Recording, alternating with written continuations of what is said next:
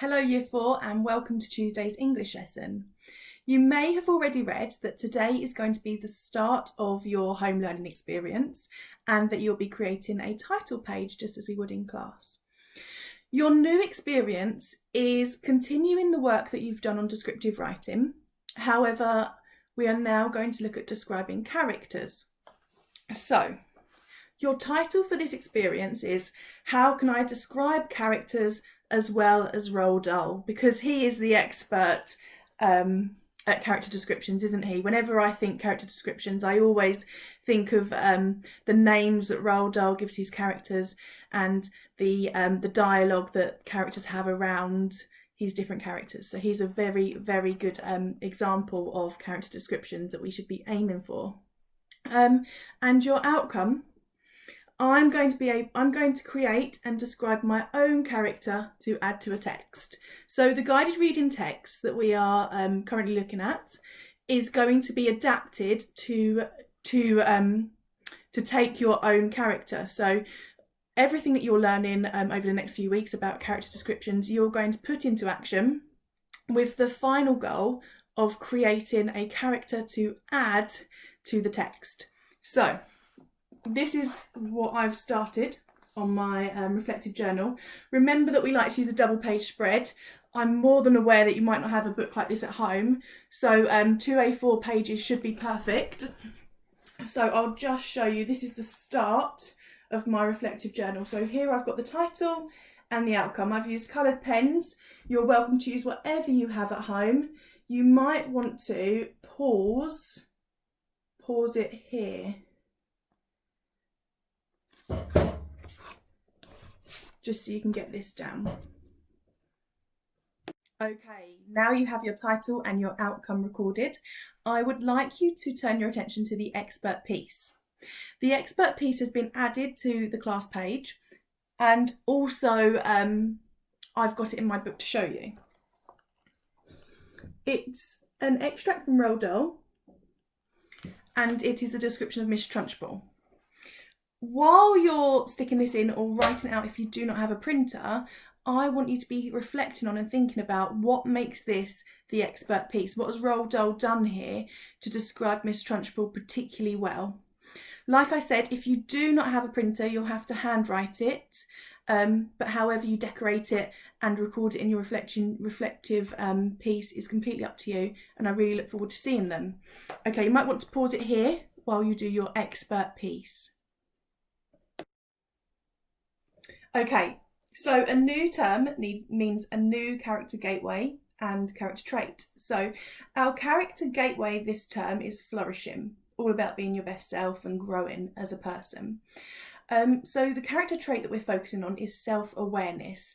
And within this, I want you to be thinking about things that you need to do in order to help yourself. So particularly with home learning, you're going to overcome some difficulties, but how? How are you going to overcome these difficulties? So in your reflective journal, I would like you to think about the character trait of self-awareness and think about the things that you can do to help yourself when you're stuck. So I would like you to pause it in just a second and list those things. When you unpause it, I'll show you what I think you might have come up with. So things that you can do or places you can go to find help if you're finding anything particularly challenging. Off you go. Okay, so hopefully you've thought about some of the ways that you can help yourself if you get stuck during home learning. I've added some to mine. So for example, I thought maybe you could use books to help if you're stuck, especially with character descriptions. You could look at some of what's already been written by different authors. You can ask the people around you. You can, of course, email me or Mr. Kite if you're unsure and you need some help. And also you could search the internet if there's maybe a word or a definition that you're unsure of. Obviously, there are some limitations to home learning. If you were at school, some of the things that might have been added to this list as well could have been previous learning. So maybe you could have looked back at your book at some of the things that you might have learned and forgotten. And also you could ask the friends around you if you were in school. So you might have seen that I've moved on to key vocabulary now. So in order to achieve this outcome, we need to be really clear on some of these words. So some of the words that I've selected are description. What is description? Using words to explain what something or someone is like. Imagery, you should be familiar with, but imagery are images created in the mind while reading.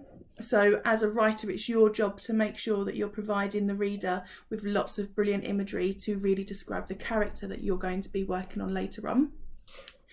And also infer. So we've spoken lots about making inferences based on the evidence that you have, and that's something that you'll be trying to do for the reader. You'll be giving them the tools that they need to make their inferences about the character you're describing.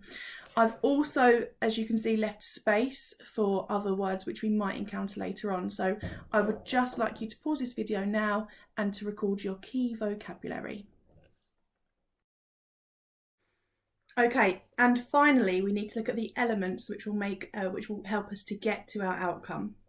So for our I will need, I've said expanded noun phrases, adventurous vocabulary choices, the use of dialogue to add description, and describe the actions of a character to explain their personality.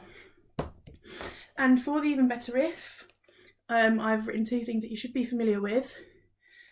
I can use show, not tell, and also apply imagery devices.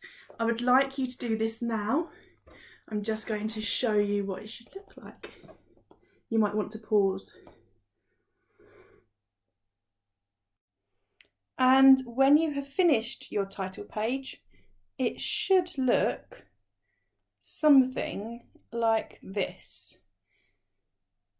These are all of the elements that you will need to include as we work towards our outcome.